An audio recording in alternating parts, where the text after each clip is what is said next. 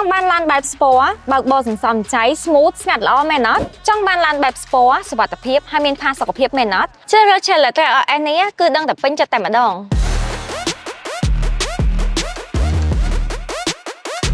Challenger RS គឺជាប្រភេទឡាន SUV 5កៅអីបែប sport របស់សហរដ្ឋអាមេរិកហើយឥឡូវនេះកំពុងទទួលបានតម្លៃពិសេសពីខាងរោងចក្រត្រឹមតែ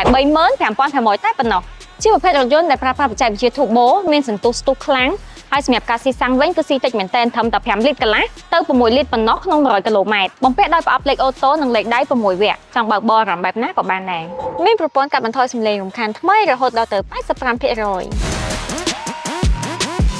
ម៉ាស៊ីនស្ងាត់ល្អហើយមានឧបករណ៍ទប់សំឡេងពីខាងក្រៅទៀតអញ្ចឹងបើកបរហើយខ្លាចងុយគេងមែនអត់ជាមួយនឹង Challenger RS គឺយើងបំពាក់មកជាមួយនឹងអេក្រង់កំសាន្តដល់ទៅ11អ៊ីងដែលអាចភ្ជាប់ Apple CarPlay ក៏បាន Android Auto ក៏បានដែរភ្ជាប់ជាមួយនឹងប្រព័ន្ធបំពងសំឡេងជំនាន់ថ្មីដែលអាចស្ដាប់ចម្រៀងបានងំល្អខ្លាំងមែនតើអារម្មណ៍បែបនេះ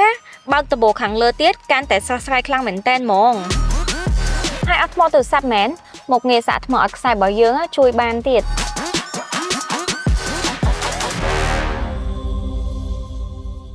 នាំចូលនិងចែកចាយផ្ដាច់មុខដោយ TH Group